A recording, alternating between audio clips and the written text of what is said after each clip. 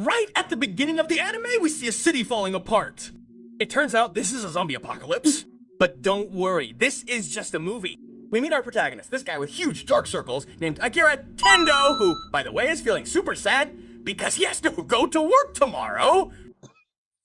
Welcome to the club, my king. By the way, Akira's house is a pigsty, but to understand why Akira lives like this, we have to go back 3 years.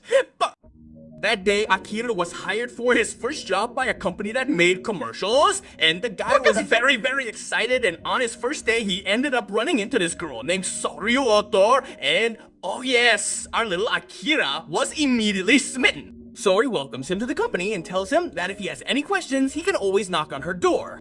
That same day, but much later, Akira goes out for drinks with his co-workers, and they spend the time joking around, cracking jokes, telling anecdotes from their past. But poor Akira can't take his eyes off Ori. The boy is quite in love with her. But a few hours later, his co-workers say it's time to work. What is it? Are they serious? It's like 2 in the morning. It turns out that this company is a tremendous exploiter. Akira has been working very late for several days, even dreading nights when he didn't even make it home. The poor guy is shattered. He's very, very exhausted. He doesn't feel like working or living. Even breathing is difficult for the poor guy. And Akira begins to realize that he's not the only one who feels this way. Everyone here has huge raccoon-like dark circles under their eyes. And as if that weren't bad enough, they also have to deal with this idiot, Gonzo Kusugi, Akira's boss. But he's just an ogre who screams like Shrek when he steps into his swamp. The only good thing Akira had at work was that he was able to see Sori, and she's the only reason he was still working there. But there was a tiny problem. Yes, I swear to you right now. It turned out that Sori was the lover of the president of the company. And of course, Akira knew it. Time went by, and Akira only sank deeper and deeper into misery. The poor boy was treated like garbage. So much so that one day, while he was waiting for the train, he thought about putting an end to this once and for all. But he was so tired that he couldn't do it. One morning, Kira got up to go to his temple of torture, but before that, he decided to go see the landlord to pay the rent. When suddenly, he came across something really crazy. Oh my gosh, he's a zombie! Here's some advice, Daddy! Holy mother of God! There are so many more zombies! Akira runs like crazy until he gets to the roof. A normal person would think that the world has gone to hell, but what goes through Akira's head is that thanks to this apocalypse, he won't have to work another day in his life. And the guy is super happy. I mean, technically you're right, but I think the poor guy is such an idiot that I don't understand how serious this is. The guy is so happy as hell. Akira finally manages to get to a safe place and he feels amazing. It's the first time he has time to breathe, but suddenly Akira remembers Saori, so he takes his bike and decides to confess his love to her. But what? Are you crazy? Here he ends up arriving at Saori's apartment and is really nervous about having to confess his love to her. Oh, yeah, sure. You get nervous confessing to a girl, but not the fact that the city is full of zombies. Of course, brother! It all makes sense. But damn, inside Saori's house, she runs into the president of the company who has turned into a zombie. But hold on tight, because he ends up throwing him out the window and telling him to quit his job. Dude, I don't want to ruin the moment for you, but I highly doubt he listened to you. Oh, but unfortunately, it's not all joy. It turns out that poor Saori ended up becoming a zombie. Akira, crying like crazy, confesses his love for Saori. Akira, I understand, I swear. Love, roses, flowers, all very nice and all, but you have to get out of here, dude. Akira ends up running out of his apartment. After all this, Akira regrets not having told Saori how he felt when she was still alive, so he decides not to live another day of his life in fear. So he decides to write a list of things he wants to do before the zombies eat his face off. The next morning, Akira is so happy not to have to go to work that he finally decides to clean his pigsty and has a beer for breakfast. It's a zombie apocalypse, huh? Honestly, I would do the same. Akira decides to spend the whole day drinking beers, but there's a little problem. He ran out of beers. And since Akira's a total idiot, he decides to go to the store to get more. And oh surprise, it turns out that Akira is not the only survivor in the building. The couple offers to help Kira, but Akira tells them that he doesn't need it. He forgets to walk to the store to get beers. Oh yeah, sure. You just have to go through a city full of zombies. But hey, it's your life. Akira grabs his bike and starts pedaling like crazy to the store. And while he was going in and singing a really crazy Combien song, he bumps into another girl. Akira tries to be nice and make conversation with her, but the girl completely ignores him. But before she leaves, Akira asks for her number so they can stay in touch. But the girl tells him that she would never give her number to an idiot who goes out on the street just to get beers. Don't be surprised, girl. Akira is really stupid, but in the blink of an eye, the girl ends up dragging Akira. Hell, she saved him from being run over by a truck. The only problem is that the crazy girl ended up stealing Akira's bike. A zombie apocalypse. The Japanese become Latinos, and Papa Akira ends up taking a motorcycle to go back home. When Akira finally arrives and starts to climb the tube, he peeks into the couple's apartment. But damn, the apartment was destroyed by zombies? No! Akira starts to reflect and thinks that life is too short, especially with this apocalypse. She could very easily die tomorrow. So she decides to start writing down things she wants to do before moving in with St. Peter, and luckily she ends up crossing off 4 of them. Confessing her love to Sori, drinking beer all day, cleaning her room, and riding a motorcycle. But she ended up adding other things to do. In the meantime, the girl steals bicycles.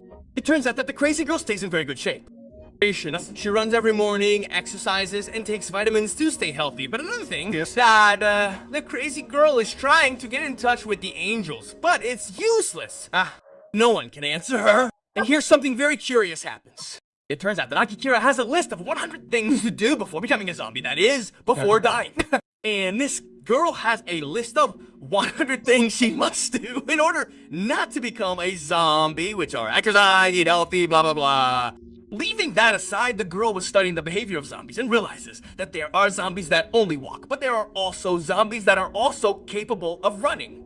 And this is something very important because she says that if she manages to identify them in time, the chances of survival will be greater, and she takes her bike to go to the store to get supplies, and it was here that she ran into Akira.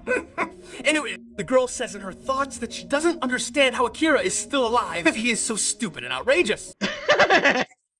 I understand you perfectly. We all thought the same. Then the whole thing with the truck and the crash happened. He ended up getting dirty and returned home. While she looks at the data from her camera, she sees Kira singing the beer song. She seriously can't understand how someone as stupid as Akira is still alive. I'm not gonna get tired of telling you, girl. I don't understand it either. Meanwhile, on another subject, we meet a blonde guy named Sho, who seems to have a group of refugees called the Sho Club, but he is notified that the club is under attack by zombies, so he goes out to defend it like a real macho man. But a few hours before all this happened, while Akira was at home, he was appreciating his powerful manly beard. His cell phone starts vibrating like crazy. I can't believe it. The guy hasn't checked his messages in 3 years. And while checking his contacts, he comes across his best friend's contacts. It turns out that during those 3 years, he was working like crazy. He completely abandoned his friends, so he decides to call his best friend, this guy named Ken Sho. It turns out that Ken Sho is still alive, but he's having a terrible time. The poor guy has no supplies left and is starving to death. But damn, his cell phone starts vibrating, and when he answers the call, it's Akira. Akira talks to him as if it were a Wednesday afternoon, but Kenho tells him that he's trapped in Shiny Yuku and surrounded by zombies.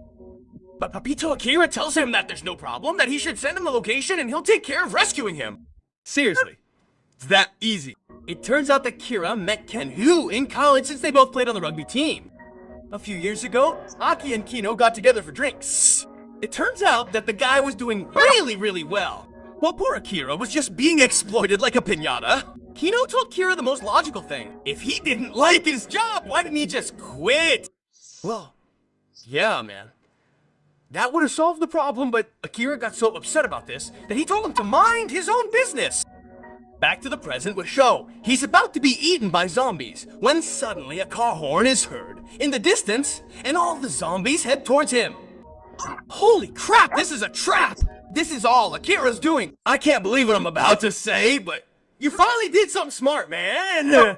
And Akira takes advantage of the distraction to go rescue Kenho, but as soon as he sees him, poor Akira breaks down in tears and apologizes for all the things he said to him that day. He was just trying to be his friend, and all he did was yell at him like an idiot. He's an idiot, but he has such a kind heart. The problem is that Akira's screams attract the zombies again. The two run like crazy to the roof and block the door to keep them at bay. Poor Kenso is going crazy. The guy is too scared to do or think about anything. And Akira's eye tells him that they have to jump to the other building. Oh, it's a joke, right? Aline?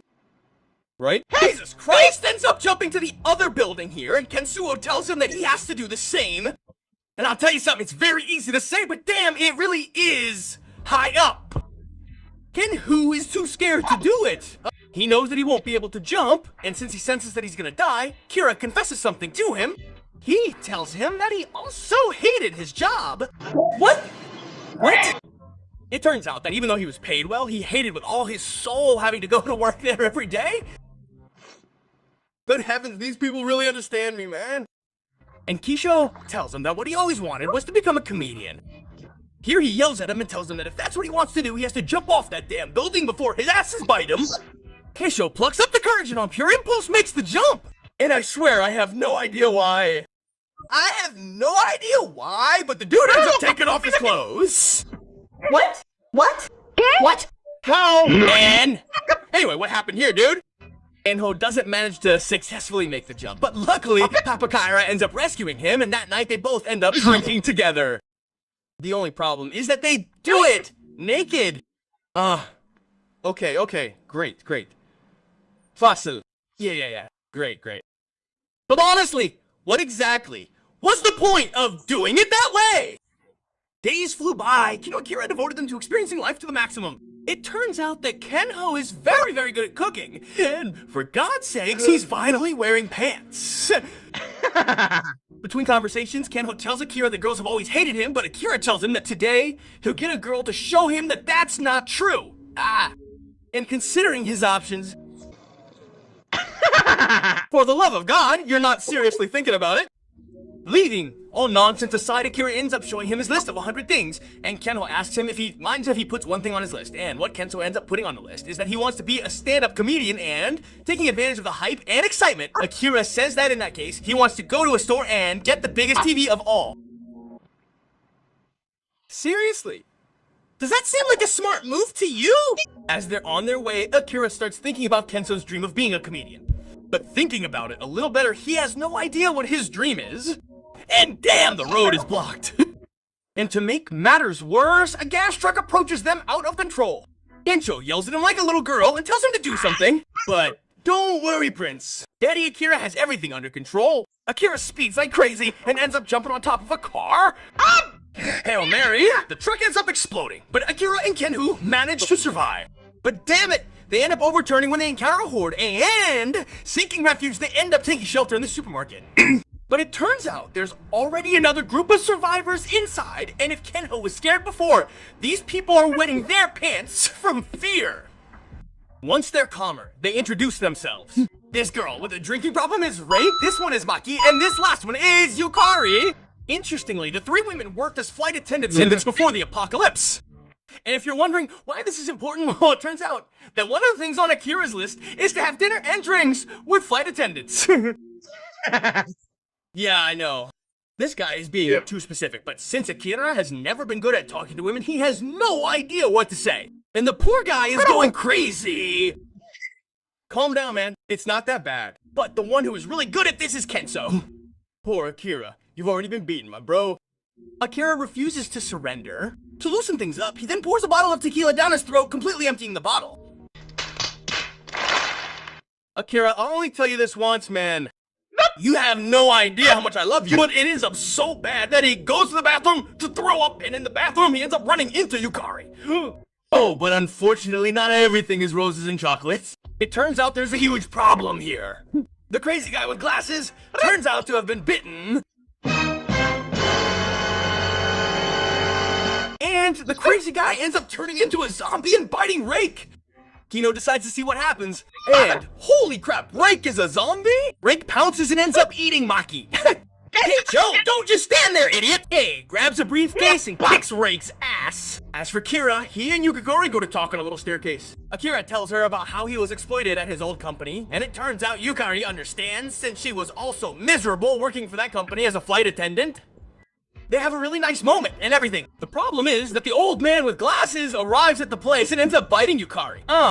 No! Yukari tells Kira to get out of here, but Akira tells her no. There has to be a way to help him. Oh no. Oh, no. You know perfectly well that we can't do anything, so I advise you to start running like crazy. Akira starts crying like crazy, and Yukari pushes him to save him from the old zombie girls. I swear I'll never forget you. Akira ends up running into Kensho, and Kensho has a surprise for him. It turns out he found his giant TV. Good heavens. I love how these sad, happy turns end up taking his TV home. But while Sakir was playing, he can't help but think about Yukari and how she told him that the flight attendant job was her dream. So Kira decides to write on the list to have a dream.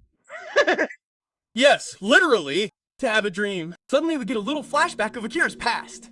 It turns out that when he was a child, he defended a boy and his dog from some bullies and called himself Akira the superhero of justice. But getting back to what's important, Kenzo reads the news that in the city of Hokkaido they were able to create a camp. Akira says that in that case his family must be fine, and that's it. Just on faith, you swear. But the craziest thing about all this is that Kino decides to dye his hair, and now he's Kenho, the blonde Barbie, Narby. Akira tells Kenho that he thinks he already knows what his dream is. Ever since Akira was a little kid, he's always been dreaming about the same thing. It turns out he wants to be a superhero. Just when I thought he couldn't be any dumber. You surprised me. He says he wants to be a superhero who defeats zombies and defends the weak. And in order to do that, Akira and Kenzo end up going to the city's aquarium. And if you're wondering why they're here, it turns out they came to look for something very important. But while all this is happening, a bus gets trapped by zombies. But damn, one of the passengers ends up turning into a zombie! So everyone ends up running away like crazy, and this girl, running from the zombies, ends up reaching the aquarium, and when she's about to be eaten, oh man, a crazy guy rescues her. Holy crap, it's Akira!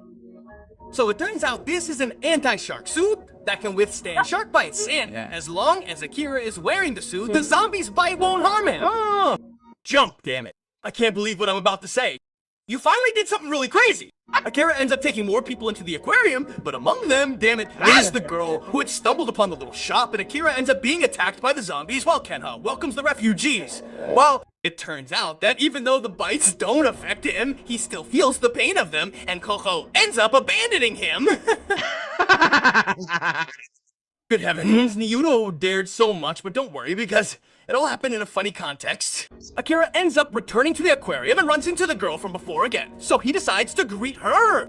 And the girl, as cold as ice, asks him why the hell he wants to live rescuing people, and Akira ends up staying like that.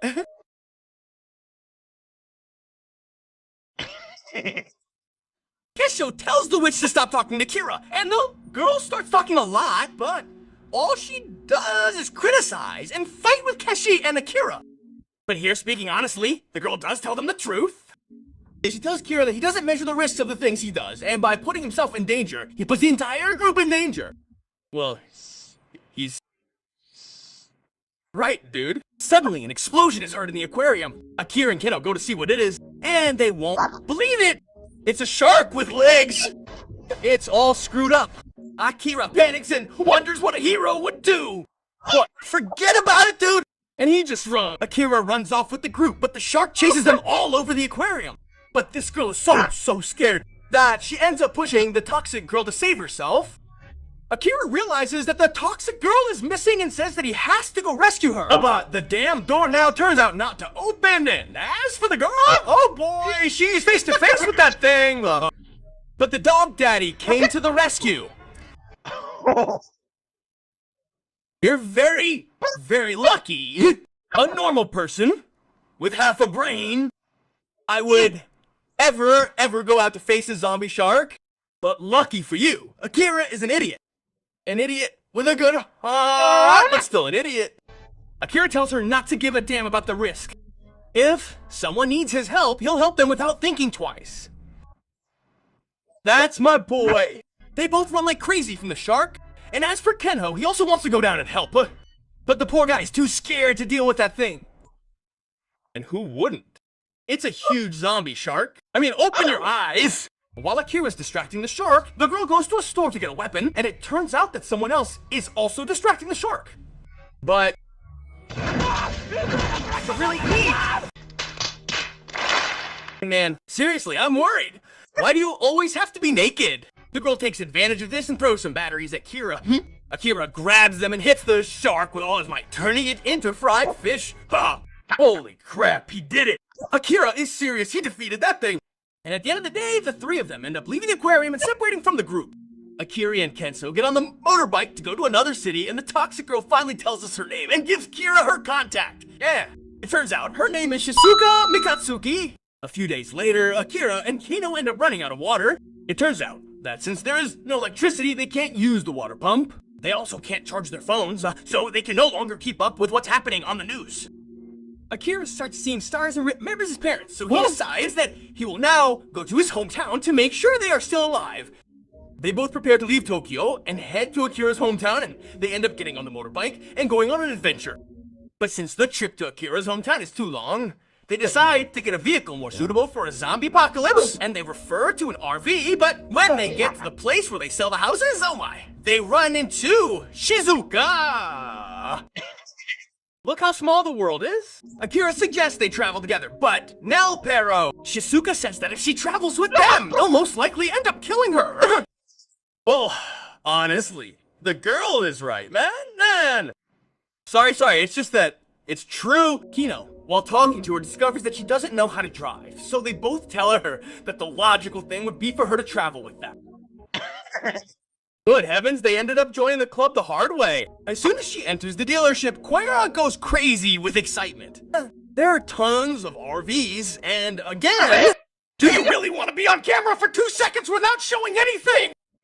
No, SpongeBob. Since Shasuku-san is the only one who thinks with her head, she says she has to take a 4x4. That way, they can go through all the terrains without having to worry. But the pair of idiots want a nicer house. Guys, I love you, but I honestly don't understand how you guys are still alive. But they end up running into a horde, so they go up to the first house they see and get the hell out of here. And while they're calmly on the road, Shizuka tells Kira that she thinks the zombie apocalypse is a virus. And if they can study it and find the cause, maybe they can create a vaccine to save the world. But while they're on the road, holy mother of God, they end up being ambushed.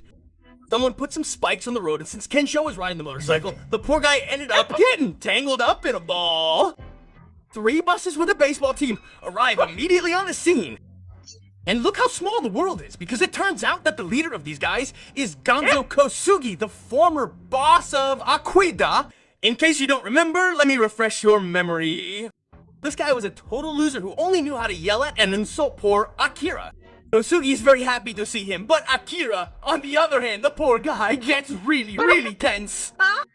Kosugi sees Akira's situation and says not to worry, he'll help him with whatever he needs, but in exchange, Akira has to work for him again. Shizuka tells Kosugi that they're not stupid. It's too obvious that they were the ones who put those nails in the road. And Kosugi tells him that of course they are. They use those nails to defend themselves from the assailants who give— Oh man, just like that the zombies arrive. And Kosugi makes Kira one last offer. If he works for him for 2 days, he'll give cow medicine. And since the poor guy has no other choice, Akira ends up accepting this pig's deal, and Kosugi ends up taking them to a camp where there are many more people, and just by looking at their faces, it's too obvious that they're being exploited.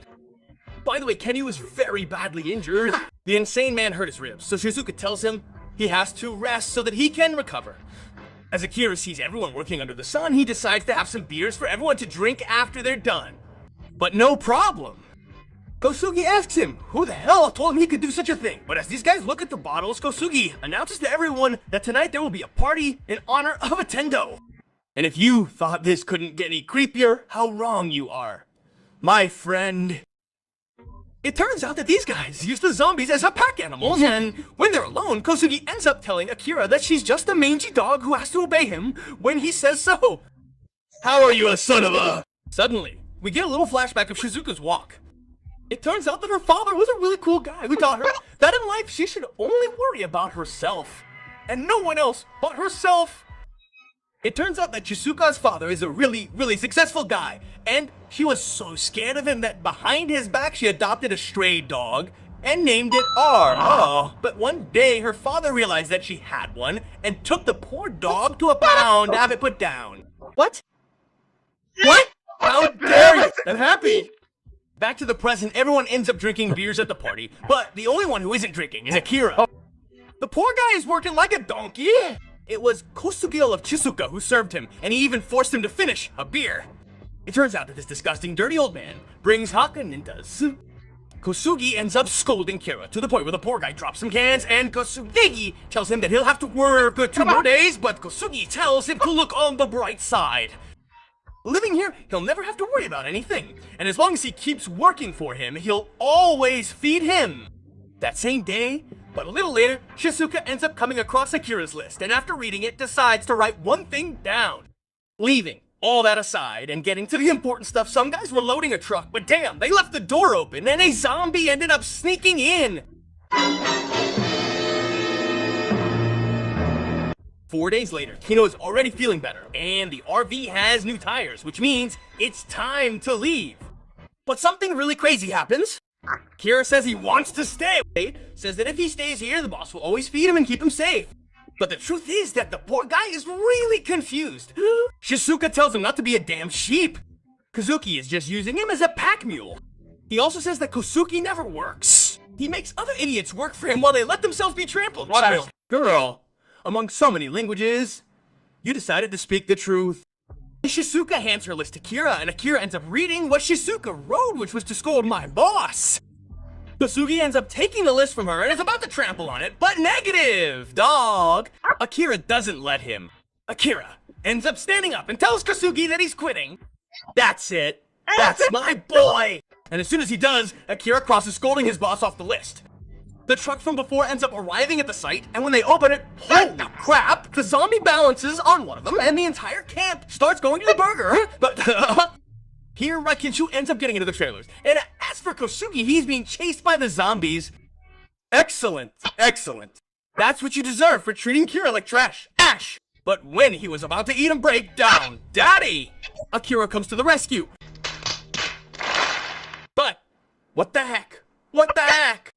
He asks him why the hell he rescued him, and Akira tells him that even though he hates him, he can't just stand there and watch someone else get eaten. Honestly, I don't know if that's the most honorable or stupidest thing I've ever heard you say. By gathering the trucks, Akira manages to trap the zombies and drop some dynamite on them so he can defeat them. And he ends up making barbecue for them. After everything Shizuka said, all of Kosugi's employees end up quitting, and the poor guy ends up alone. That's what you deserve, you idiot! And our trio is back on the streets. And wait a second, seriously? You just broke 2 ribs and you're back on a motorcycle.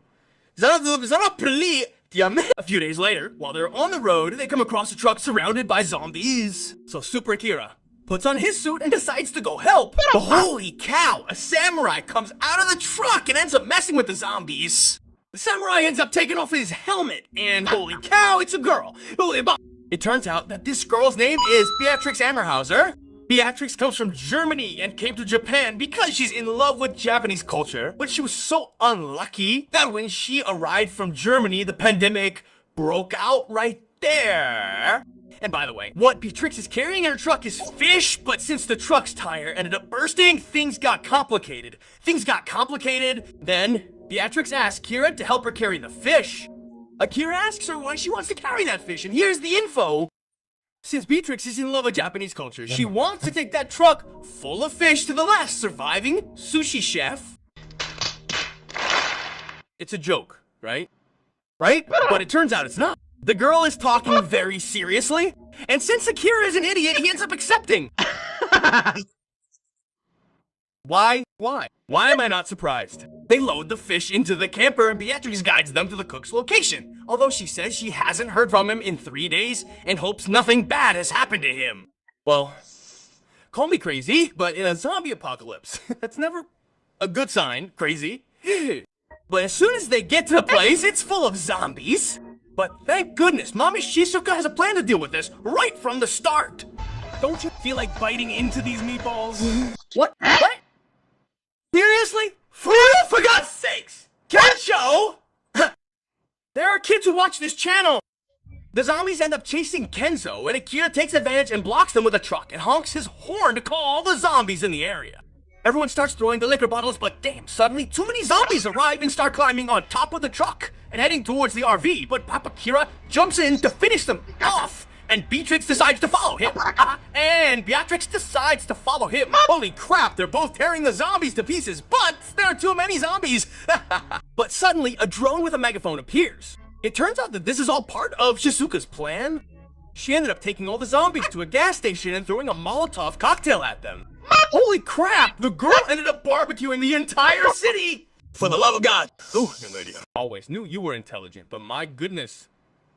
Girl, that was insane.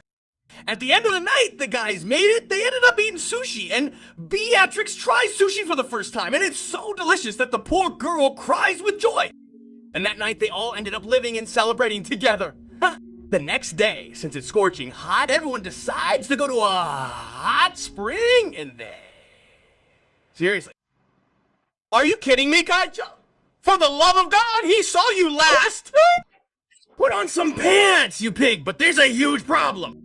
This is the only clean bathroom there is, so the girls and boys will have to bathe together. What a mess I got. But damn, zombies start coming out of the bathroom. So everyone ends up escaping the bathroom and climbing a cliff, waiting for the zombies to go away, and it ends up getting dark. And while Akira was exploring the surroundings, holy crap, he came across a hot spring, but he also ended up running into Shizuka. Yeah, pig. Shizuka tells him to get lost, but Akira tells her he's negative. He hasn't had a bath in too long either. So what they both decide to do is sit down and use the rock to divide them. But Beatrix and Kenzo end up realizing the source, and Kenzo asks Kira and Shizuka why they are walking around with their coconuts in the air. Oh, really? Seriously? You out of everyone are the least qualified to ask that? A few days later, they are all close to Akira's hometown. But damn, the road is blocked, and when Akira looks out to see the tunnel is full of zombies, Akira says he doesn't know anyone in the tunnel, so he doesn't think anyone from his town is in there, so they all end up deciding to continue through the mountains. But walking through the mountains, they come across an old man who is being chased by a zombie boar. But Mommy Beatrix breaks his life. This old man's name is Umanomaru, and he is deeply grateful to the boys for rescuing him. It turns out that the crazy man is in the mountains because the cities are infested with zombies, and he thought that perhaps he would be calmer in the forest. Well, it makes sense. But the craziest thing is that this guy is a carpenter, and he's building his own little house. And Akira gets so excited about the idea that he suggests protecting it from animals while he does it. No. Kumano seriously begs him to please let him help him, and the crazy old man ends up accepting. Oh, normal Akira.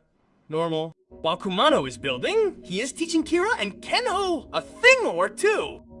But the most important thing of all is that he tells him that this tree is the pillar of the forest, and the tree house will be supported by it. If the tree dies, the house will too. Kumano tells Kira that he reminds him a lot of his son, and Akira, trying to make conversation, asks him what his son does for a living, and Kumano tells us a very, very sad story. It turns out that his son became a zombie because he was devoured by his wife, and he had to take care of both of them in order to survive. Holy crap, what a sad story.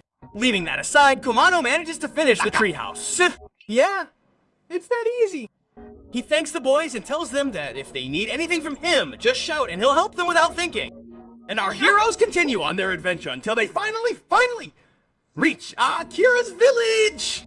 As Akira goes down the mountain, he's impatient to see his parents. But as soon as he gets to the village, holy cow, no one is there. Akira runs like crazy to his house and runs into some old drunks and dancing. What? What? Nani? Wait, but the craziest thing is that Akira's parents are also here. Akira's little heart breaks, and he starts thanking his parents for everything they've done for him. But damn, Akira's father breaks his face and tells him to stop talking nonsense. Come on, holy cow. This guy is really old-fashioned. Akira's father ends up going to work while his mother prepares him food. It turns out that the town has survived because they were already used to being isolated and already knew how to survive on their own. And as for the zombies in the tunnel, it turns out that a rumor spread on the radio that the town was a safe place and people started arriving like crazy. But among the people, there were also infected people. So to keep them isolated, they decided to lock them in the tunnel. Akira's father tells him that if he's gonna be a good for nothing, he'd better come help him work. Good God, this guy reminds me so much of my grandfather. In the middle of work, Akira tries to talk to him, but his father is just a grouchy old man who thinks about working.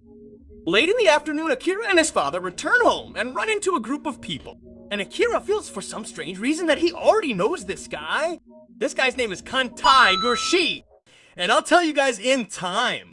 This guy is trash. Before the pandemic hit, the guy was an unemployed guy who thought that working was for idiots. And when the pandemic finally hit, just like Kira, he was also very happy, but for completely different reasons. He was happy that the people who judged him and looked down on him so much were being eaten by zombies.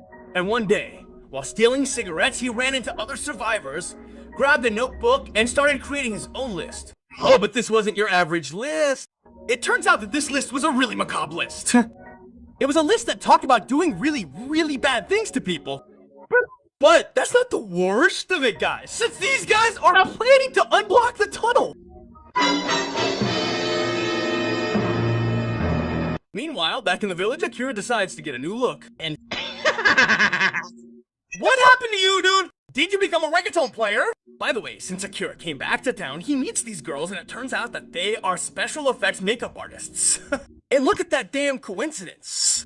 It turns out that they were making a zombie movie when the damn pandemic broke out and evidently many people thought that the zombies were just costumes. Oh. Holy cow. Girl, what bad luck. And as for Akira's friends, Shizuke is at a woman's house learning how to make rice. But there's a little problem. This perverted old man keeps harassing her. Good grief, sir. Get a grip. An injured farmer ends up at the old lady's house and Shizuke starts giving him advice on how to treat his wound. The guy asks her if she's a doctor, but it turns out she's not. The crazy girl only read a lot about medicine when she was younger, but due to a small misunderstanding, the entire village realizes that she's a doctor and they start coming to her to treat them. And as for Okino, well, she's filling with a pool of chocolate. Just so we're clear, that's not chocolate, guys. It's something else that looks an awful lot like chocolate. The farmers utilize all of that jam as a fertilizer for their crops. Kenho is extremely drawn to a girl who is sitting all alone. It turns out that the poor girl escaped from the city, but her entire family was eaten by zombies. And Kenshu, in an attempt to cheer her up, decides to go talk to her and tells her that she can juggle in another way if she wants. For the love of Christ, Kicho, get a grip! You haven't known her for 3 seconds! And just as you see, Kino, all stupid, whatever you want, he ends up making the girl laugh, and she tells him her name, which is Angie. And as for Beatrix, she is watching how they produce energy in the village. It turns out that they do it through water, and also to keep bears, wild boars, and other zombies away, the village is surrounded by an electric fence. And this little old lady makes it very clear to Beatrix that she should never, ever touch the circuit board, because if they damage the voltage regulator, they will be toast. No. I sense something awful is going to happen, though I don't know why. And in short, that's how the boys have been, learning, having fun, and helping everyone they can in the village. As evening falls, Akira ends up running into Kensu, and another guy who is also passing by is the damned Kanda. And look how small he is, and look how small he is. No. What am I telling you? The world is tiny? It turns out that Kensho already knows him, but as soon as he sings, he sees Kira, turns around, and leaves the place. It turns out that Akira can't remember him, but Kano tells him that they studied at the same university, but for some strange reason, Kanta disappeared and nothing was ever heard from him again. As night falls, Aquina decides to have a drink with his dad, but looking at his dad more closely, he realizes that his dad is much thinner than the last time he saw him. So Akira suggests that he stay here and help him and his mother as much as he can. But oh look, that's not possible! Young man! His dad tells him not to be stupid. A real man should follow his dreams no matter what. Akira, moved, asks his father what his dream is. And as crazy as it may sound, Akira's dad dreamed of being an astronaut, but he says he was so stupid that that dream was impossible for him. And that is precisely the reason why he wants Akira to live out his dreams regardless of their magnitude. Good lord, how right he is! Besides, why is he telling him that his dreadlocks look stupid?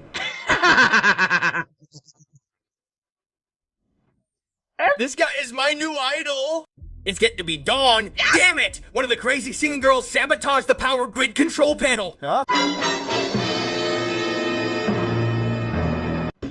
I knew it. I knew something would go wrong. For God's sakes! Why would that panel be so important? They didn't have anyone watching it! Son of Darkness! Sing those crazy people? Remove the barricades from the zombie tunnel! Oh, and the goal of this crazy guy is for the zombies to devour the entire village! And while all this chaos is happening, the village is drinking like crazy when suddenly the little mother jumps up. The zombies have arrived in the village! Damn it, man! You son of a... Akira's father tells him to go quickly for his friends, and he mounts a bulldozer and laughs at the misfortune of others. How unfortunate you are. The villagers start to defend themselves as best they can, but holy mother, there are too many of them, so they decide to take shelter. But, negative, kids. He throws dynamite to set the villagers' houses on fire. Son of a... Akira's group ends up regrouping, and Kensu is so scared that he decides to, throw himself into the net and ends up frying his life. Yeah.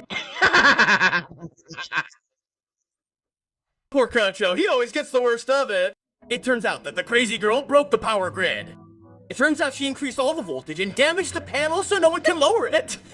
You know what? I thought they were in trouble with the zombies, but now with zombies, a crazy guy in a bulldozer throwing dynamite and an electrical grid that prevents them from leaving.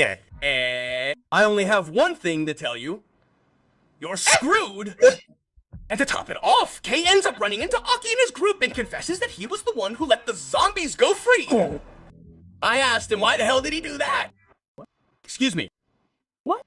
Why did he do that? Why did he do that?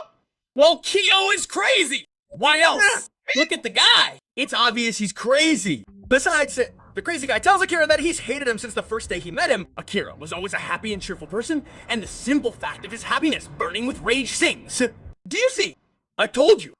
This guy is crazy. Shizuka plans an escape plan, but damn it, the girl who was taking care of Kenho runs to look for her puppy. Kenho decides to look for her and tells Kira not to worry, they'll get out of this alive no matter what. Well, let's see how he does, because as I see it, they're pretty screwed. Angie finally finds her puppy, and as soon as she does, she runs into Kenzo. Kino asks her what the hell was she thinking, and Angie tells him that that puppy is all she has left in this life, so she'd never forgive herself if something happened to it. Give me self if something happened to it. I understand you, girl. I understand you so much. Kensu is trying to figure out how to escape when he ends up running into one of Kansa's crazy people. The crazy person tries to push Ken down, and even though it sounds like the craziest and stupidest thing in the world, Kenhu decides to fall off the ground and take the crazy person with him. Kensuo, what are you doing? Upon falling to the ground, Keisu ended up using his secret technique, the stripping technique. But what's wrong with you, kid? Why can't you wear pants? And he ends up getting into the pit of jam that we saw earlier. You know, I used to have my doubts, but now I have none. Quill, are you crazy? The crazy guy tries to escape from the zombies, but it's useless. And Kay ends up getting out of the pit of brown jam, covered in chocolate in there. Ketcho, I love you, kid! As for Beatrix, she tries to figure out how to cut the power to the fence, but oh look, it can't be done, kid. The crazy Countess goes out to confront him. As for Shizuka, she goes out to rescue the villagers who are still alive, but they're too scared to get out of there. The elders tell her not to be silly and to escape while she can, but Shizuka has no such plans and starts distracting the zombies to keep them away from the elders. What a noble girl. But damn, she ends up running into the fat guy from Kanta's gang! Son of Darkness. What a face you're making, man. The guy starts tasting his mouth. It turns out that the most important thing on his list is weighing a beautiful girl. Poor Chiyuka? So the crazy girl starts running away from him. She says she'd rather be eaten by zombies than kiss that walking fridge. Damn, young lady. Good grief, Chisuka. The crazy guy has feelings too, you know? It turns out that all the members of Kenta's gang were very unhappy in the normal world. This guy hated his wife to death. The fat guy was living in a job he didn't like, while this crazy girl was hated by all her co-workers for being a bootlicker to the boss. As for Kira, the crazy guy is protecting the hut where his parents are holed up. He says that no matter what happens, he will never let a single zombie hurt his parents. This kid may be a jerk, but he has a heart of gold. But damn, his dad brings him into the house and says that he will never let his son die in front of his eyes and ends up locking Kira up so he can fight the zombies? No! No! No! In the meantime, remember that perverted old man from before? Well, it turns out that he's one of the strongest hunters in the village and ends up encouraging the other elders by telling them how is it possible that they allow young people to sacrifice themselves for them, and they do absolutely nothing. And before Achizuka could give him a few kisses, the refrigerator with legs, damn, someone shot his hand off. It's the perverted old man. And the other elders come out to defend Shizuka and end up having a hard time with the poor fat guy. Holy mother, the old man made guacamole. Turning to Beatrix, the lunatic keeps fighting the lunatic in glasses, but seizing a lapse, she grabs onto the wheel of the river. Oh my gosh! The zombies start following her and the wheel falls under its weight. And I swear, you won't believe me. No, seriously, I swear you won't believe me. Beatrix starts walking over the wheel and literally rolls off of it, leaving the poor, crazy woman surrounded by zombies. Technically, I know it's possible, but no way. Crazy? That was luck. As for Kira, she tries to go out and help her dad, but negative, servant. He tells her not to even think about opening that door. And holy mother, Akira's dad defends himself very, very well. But damn, his heart starts to betray him, causing him to fall to the ground before the zombies could devour him. But what a cheek he made! He saved Akira's dad! Oh! But you weren't. Okay, I swear, now I'm really confused. I don't understand anything. But don't get confused, dogs. Kanta takes Akira's father as a rein and tells him that if he doesn't open the door and let a zombie bite him to turn into a zombie, he'll cut his head off himself. Oh, there you are. That's the crazy suicide bomber with psychological problems that I hate so much. Suddenly, we get a little flashback of Kanta's past.